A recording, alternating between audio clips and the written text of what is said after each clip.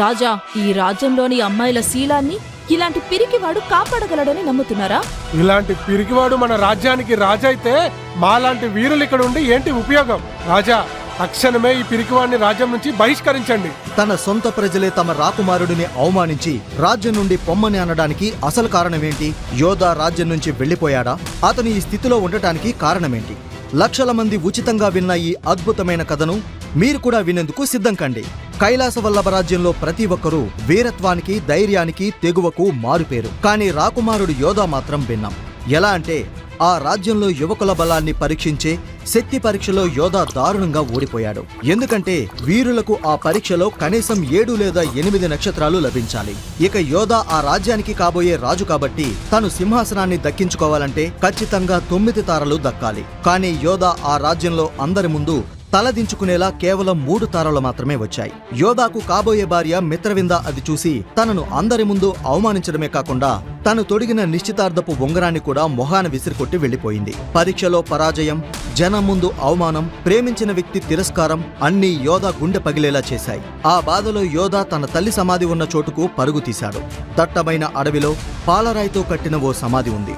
దాని చుట్టూ తోడేళ్ల అరుపులు వినిపిస్తున్నాయి. ఆ సమాధి దగ్గరకు చేరుకున్న యోధా గుండె పగిలేలా ఏడుస్తున్నాడు. అమ్మా, నేనిన్నాళ్ళు నమ్మినదంతా అబద్ధమా? నేనీ రాజ్యంలోనే పిరికివాడిన నా ప్రియురాలిని సంతోషంగా పెళ్లి చేసుకుని నన్ను చూసి నాన్నగారు గర్వించేంత గొప్ప వీరుడుగా బతకాలనుకున్నాను. కానీ ఇవాళ అదంతా నాశనం అయిపోయింది. నేను చేతగాని వాణ్ణి. నాన్న అసహ్యించుకుంటున్నారు, జనం ఎగతాళి చేస్తున్నారు. నా ప్రేయసి కూడా నన్ను అవమానించి వెళ్లిపోయింది అంటూ తల వంచి ఆ సమాధి మీద కొడుతున్నాడు. అమ్మా, నువ్వే ఉంటే గనక ఏం చెప్తావు? ఇప్పుడు నేనేం చేయను? నేను ఎందుకు ఇలా పనికి రాకుండా అయిపోయాను? అప్పుడు హఠాత్తుగా ఓ మెరుపు మెరిసి పక్కనే ఉన్న చెట్టు కూలిపోయింది. ఆ రోజుతో తన జీవితమే మారిపోతుందని తెలియని యోధా ఏడుస్తూనే ఉన్నాడు. అప్పుడే యోధా అది విన్న యోధా తన చుట్టూ చూసి అక్కడ ఎవరూ లేకపోవడంతో భయపడిపోయాడు. ఆ గొంతు ఎక్కడి నుండొస్తుందో తెలియక వణికిపోయాడు. అప్పుడు మళ్లీ గొంతు, నువ్వు నన్ను పిలిచావు కాబట్టి వచ్చాను. నువ్వు పిరికివాడివి కాదు యోధా అంటూ ఆ గొంతు అన్నది. దాంతో నువ్వెవరు? నా పేరు విదుర, నీ తల్లికి నీడను. అది విన్న యోధాకి మతిపోయింది. 1000 ఏళ్లుగా ఇప్పుడు నీ చేతికున్న ఉంగరంలోనే ఉంటున్నాను. ఇప్పుడు నిన్ను రక్షించడానికి తిరిగి వచ్చాను. నన్ను రక్షించడానికా? ఎందుకు? అప్పుడే యోధా తన చేతి నుండి కింద పడిన ఉంగరాన్ని గమనించాడు. ఇంతకు ముందెప్పుడు చూడని వెలుగు అందులో కనిపించింది.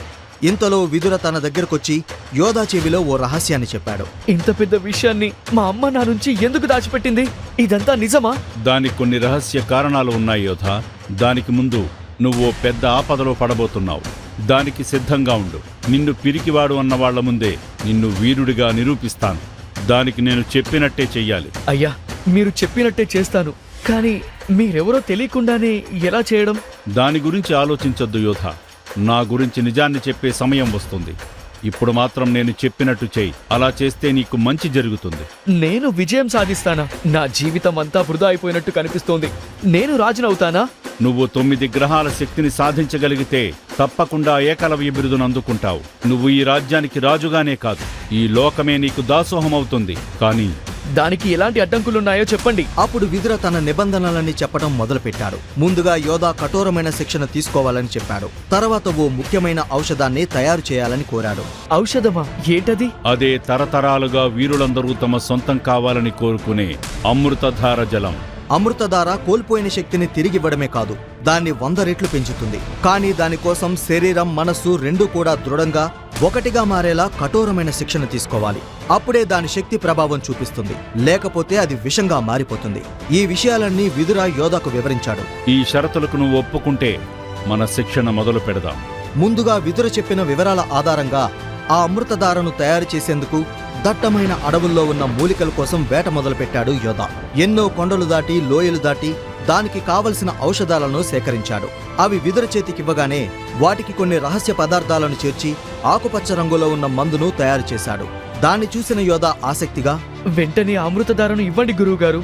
దాంతో వీరుడుగా మారి ఆ మిత్రవింద పొగరును అనుస్తాను. అప్పుడే యోధాకు ఓ వార్త అందింది. అది విన్న యోధా కోపంతో రగిలిపోయాడు. అదేమిటంటే కైలాసవల్లభ రాజ్యానికి వచ్చిన మిత్రవింద అందరి ముందు, ఎక్కడ మీ పిరికి రాకుమారుడు? వచ్చే పౌర్ణమి నాడు జరగబోయే శక్తి పరీక్షలకు భయపడి పారిపోయి తల దాచుకున్నాడా? హా? మిత్రవింద, నువ్వు నిలబడింది మా రాజ్యంలో అని గుర్తుంచుకొని మాట్లాడు. పిరికి రాకుమారుడితో పాటు మీ రాజ్యం పరువు ఎప్పుడో పోయింది. అంటూ అందరి ముందు తన గురించి అసహ్యంగా మాట్లాడి తనకు సవాలు విసరడం విన్న యోధ కోపంతో రగిలిపోయాడు. మిత్రవింద మీద కోపంతో వెంటనే తన శక్తిని నిరూపించుకోవాలని నిశ్చయించుకుని అమృతధారను తాగాలనుకుంటూ దానికోసం వెతికాడు. అది కనిపించగానే దాన్ని తాగేందుకు ప్రయత్నించగా తన ఉంగరం నుంచి విదుర బయటకొచ్చి యోధ ముందు ప్రత్యక్షమయ్యాడు. ఆగు, దాన్ని తాగద్దు. అది నీ ప్రాణాలు తీస్తుంది. దాన్ని కింద పెట్టు. వదలండి. మిత్రవింద ఏమందో మీరు కూడా విన్నారుగా. ఏం జరిగినా నేను సిద్ధం. ఆ మిత్రవిందని ఓడించాలి అంటూ యోధ ఆ అమృతధారను తీసుకునేందుకు చేయి చాచగానే ఎవ్వరూ ఊహించని అద్భుతం జరిగింది. ఏం జరిగింది? యోధ అమృతధారను తాగి తన శక్తులను పెంచుకోగలిగాడా? విదురకు యోధ వాళ్ళమ్మ చెప్పిన రహస్యమేమిటి? యోధ శక్తి పరీక్షలో పాల్గొని మిత్రవిందను ఓడించగలుగుతాడా? వీరుడుగా మారి రాజ్యాన్ని ఏలుతాడా? ఈ ప్రశ్నలకు సమాధానాలు తెలుసుకోవాలంటే నెక్స్ట్ ఎపిసోడ్ వినాల్సిందే. క్రింద ఇచ్చిన లింక్ ని క్లిక్ చేసి పాకెట్ ఎఫ్ఎం యాప్ ని ఇన్స్టాల్ చేసుకోండి. Stay tuned to Pocket FM.